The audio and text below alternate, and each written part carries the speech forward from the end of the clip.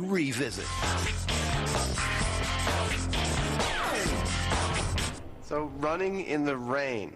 What could they say we got wrong on that one? The problem apparently is that we didn't use real rain. When Adam and Jamie first got soaked for science, Feel kind of sexy. they used artificial rain. And their results were surprising. Over a set distance, you get wetter in the rain if you run. But viewers weren't happy. The rain was all wrong. I guess we could answer this by waiting for a rainstorm and doing the test again, maybe even doubling the length of the walking and running course, and, you know, run 3 times and walk 3 times and see what the data says. First things first, it's those fetish fantasies. Time for the boys to rubber up. JB feels really sexy and wears it all the time on the weekends. I've come into the shop when he doesn't know anyone's here. So, yeah, prancing around. Amazing. Just like in the original test, they've weighed their overalls when dry and will weigh them again after their soaking saunter to see how much rainwater they've absorbed. And this time, they're also doing the same with their caps. It's getting kind of wet. The rubber suits prevent their own sweat from contaminating the results. Okay, whenever you take it off, just stick it right in. Adam's sodden suit gained 20 grams. Next up, it's convict look-alike Jamie.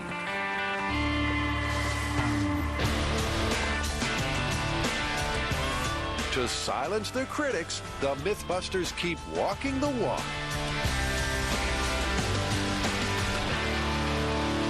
It's all going swimmingly. But just when they're about to run, disaster strikes. Mythbusters Run versus Walk Revisit. Well, that didn't work at all. San Francisco's weather patterns are just a little too fickle. Which is why we went with manufactured rain in the first place. Here we are now, we're out of time. Sounds like we need some help. Tori, Grant, come on. They gotta wear the gimp suit. Oh yeah, these things. Time to be a superhero. Did you guys wash these? That's all right. Great. So it's down to the build team to take on the challenge of concluding this soggy saga. Although they're not exactly thrilled at the thought. Why are we doing this again? Didn't Jamie and Adam already do this experiment? Yeah, but they made their rain. They took a warehouse and it was all man-made, so it was really, really consistent. We're working with some random Mother Nature and see if we can get a different reading. And so why aren't they doing it? Because they don't want to get wet again. That's my point. All right, you ready to go to work? All right, who's doing what first? All right, we got a chart here. I am walking first, and you are I am running. Okay. Correct. And go.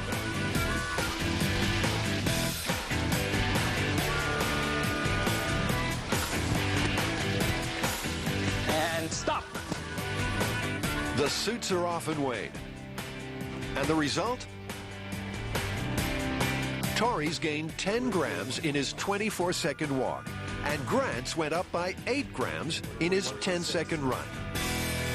Okay, so test number 2. You're running, I'm walking. Yeah. Ready. All right. Ready? 1, 2, 3, go. And they're off. Except it's not exactly a tropical monsoon.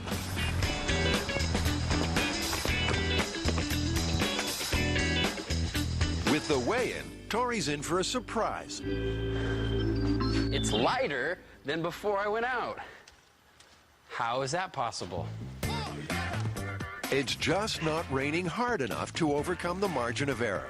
But then, the heavens open. The race is now on. I am walking, you're running. You Okay. ready? Ready, set, go. These guys are troopers. They're not going to let a little rain dampen their parade. It's a long, saturated, and sometimes miserable afternoon for Grant and Tori. Go. But after 4 more tests, they've got enough results to satisfy their critics. So, how'd you guys do? Did you get a lot of runs in? We did 6 different runs, and our results actually contradicted yours. Really? Yeah, we showed that the runner gets less wet than the walker. Yeah. In fact, on average, we found that the runner collected 4 grams less water than the walker. Well, you've got a larger sample size, and I guess it may be that some artifact in our artificial rain skewed the results. So I'm okay with saying that this myth is actually confirmed. I guess it is better to run than walk in the rain. Good work. Hey, thanks. Thanks.